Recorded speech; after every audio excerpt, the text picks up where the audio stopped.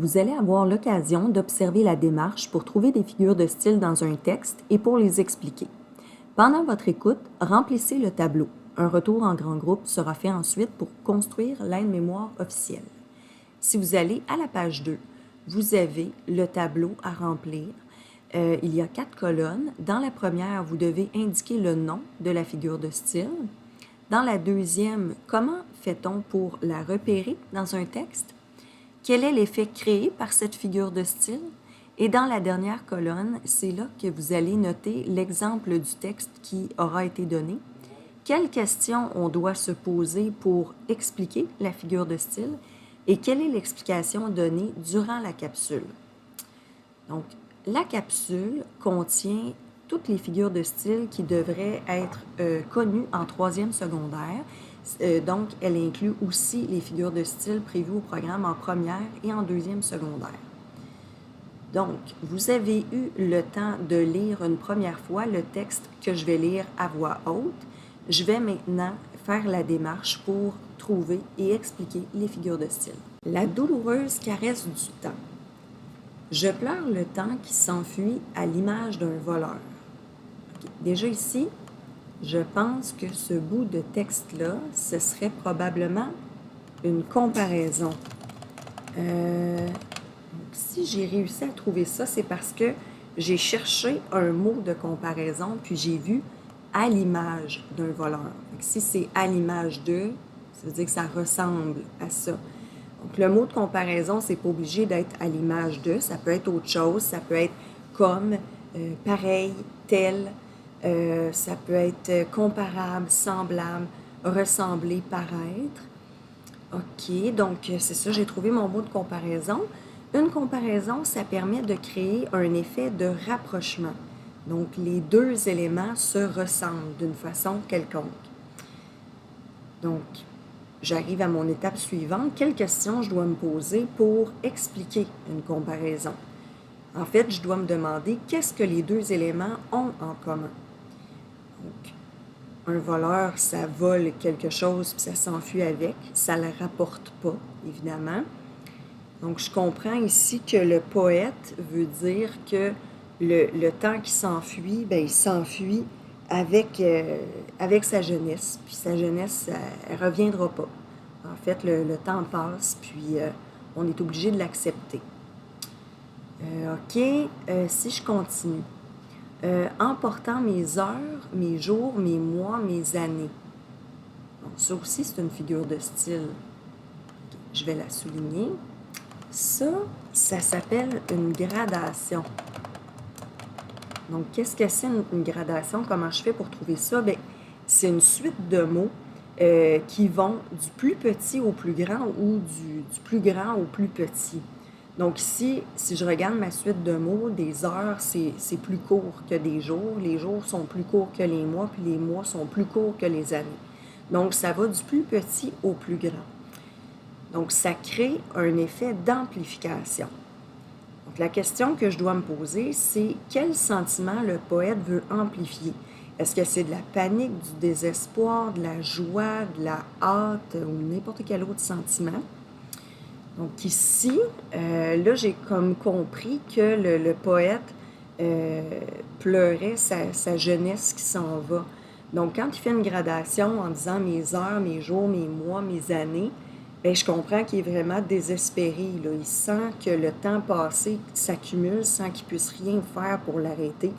Il vieillit, puis il va mourir. Je continue. Chaque instant s'écoule, inexorable et froid, laissant derrière lui regret, chagrin et froid. Donc, je pense qu'ici, j'ai une autre figure de style. Je vais la souligner. Ça, c'est assez simple, c'est une énumération. Okay, ça fait longtemps que je connais ça. Donc, pour repérer une énumération, je vais rechercher une suite d'au moins 3 mots ou 3 groupes de mots qui sont de même classe. Donc, ici, j'ai des noms, des regrets, des chagrins, de l'effroi. OK, donc l'énumération aussi, c'est une figure de style qui crée un effet d'amplification. Donc, il faut que je me pose la question, quelle idée le poète veut-il amplifier? Bon, il dit que le temps s'écoule, puis que en passant, le temps laisse derrière lui des regrets, des chagrins, de l'effroi. Donc, je pense que ça amplifie les dommages causés par le temps. Donc, le poète pense à tout ce qu'il a perdu, donc il y a des regrets par rapport à sa vie passée. Il y a de la peine aussi, puis ça lui fait peur parce qu'elle est comme partie, cette vie-là, c'est déjà passé. Alors, je pense que c'est ça, ça veut amplifier les dommages causés par le temps. Ok, je continue. Le passé me hante, le présent m'étouffe. Ok, je pense pas que ce soit une figure de style. Et demain, demain, demain, demain. Ok, bon ben ça aussi, c'est clairement une figure de style. Je vais la souligner. Ça, c'est assez simple aussi. Ça s'appelle une répétition. OK, donc, quand je veux trouver une répétition, c'est pas tellement compliqué. Je vais chercher un mot ou un groupe de mots qui revient au moins 2 fois sous la même forme, exactement. Donc, c'est vraiment le même mot qui est répété. Donc, l'effet créé par une répétition, c'est un effet d'insistance. Alors, la question que je dois me poser, c'est qu'est-ce que l'auteur veut exprimer avec autant d'insistance? Là, je pense, vu là, que ça l'effraie au plus haut point, le temps qui passe, puis sa vie qui s'en va, j'ai l'impression que demain, ici, ça représente le futur, puis c'est sa peur. Puis sa peur prend toute la place, donc il la répète. Je continue. Ok, j'ai presque fini. Horloge cruelle, tu me tues. Ok, ben ça aussi, c'est une figure de style. Ok, je vais la souligner. Ça s'appelle une personnification.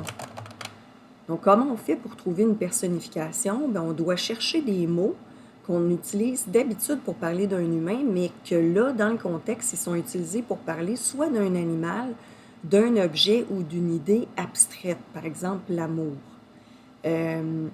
Puis là, ce que je vois dans cette phrase-là, on dit que l'horloge est cruelle. Donc, l'horloge, elle ne peut pas être cruelle, là, elle n'a pas d'intention, c'est pas une personne. Puis après ça, le poète dit « tu me tues ». Fait que l'horloge, elle ne peut pas tuer personne physiquement, comme avec une main, un couteau, là, par exemple. Donc, on lui attribue des caractéristiques humaines, ce qu'elle n'a pas. Alors, ça, quand on utilise une personnification, ça aussi, ça crée un effet de rapprochement. Donc, ce que je dois me poser comme question, c'est qu'est-ce que l'animal, l'objet ou l'idée abstraite a en commun avec l'humain pour qu'on lui donne des caractéristiques humaines. Donc, je pense ici que le poète veut dire que l'humain, comme le temps, les deux, ont le pouvoir de tuer. Donc, un humain pourrait tuer physiquement un autre humain. Et le temps, lui, c'est un petit peu plus au sens figuré. Juste par le fait qu'il passe, ben, ça fait vieillir les gens, puis ils finissent par en mourir. Alors, je pense que c'est ça que l'auteur voulait dire. Ensuite, ça dit « Tes aiguilles acérées sont les couteaux qui transpercent mon cœur. » OK, ça aussi, c'est une figure de style. OK, ça s'appelle une métaphore. Comment j'ai fait pour trouver ça? Bien, j'ai cherché une comparaison qui n'avait pas de mot de comparaison. Donc, tantôt, là, j'en ai parlé, la comparaison, il va y avoir comme, pareil, tel, un mot comme ça, mais dans la métaphore, il n'y en a pas. Fait que pour m'aider à la trouver, je peux la transformer en comparaison. Donc ici, là, la phrase, je pourrais dire « Tes aiguilles acérées sont comme les couteaux qui transpercent mon cœur. » OK, donc là, une métaphore, c'est ça, ça crée un effet de rapprochement encore. Donc, les aiguilles de l'horloge ont un point en commun avec les couteaux. Donc, c'est la question que je me pose. Qu'est-ce que les deux éléments ont en commun? Donc, ça revient à mon idée de tout à l'heure, je pense, ça la renforce encore, c'est que le temps, tout comme les couteaux, peut tuer un humain. Donc, je pense que ça tourne autour de ça. Ensuite, ça dit « Mon corps est vieux, mes projets sont toujours neufs. » OK, ces deux phrases-là ensemble, ça forme une figure qu'on appelle une antithèse. Donc, une antithèse, comment on fait pour trouver ça? Ben, on cherche deux phrases qui sont construites de façon similaire, mais dont les idées sont contraires. Donc, j'ai une phrase, mon corps est vieux, mes projets sont toujours neufs, donc j'ai un groupe de mots avec un verbe puis un adjectif, et les deux adjectifs sont contraires l'un de l'autre. Alors, l'effet créé, ben, ça crée un effet d'opposition. Donc, je dois me poser comme question, c'est quoi le contraste que le poète veut faire ressortir? Alors, moi, je pense qu'ici, l'auteur dit que quand il dit mon corps est vieux, ça veut dire que le corps du poète se détériore à cause du temps qui passe. Mais par contre, il y a toujours des projets en tête, mais peut-être qu'il y a plus de difficultés à les réaliser maintenant qu'il se fait vieillissant. Donc, ça entre en contradiction les deux idées.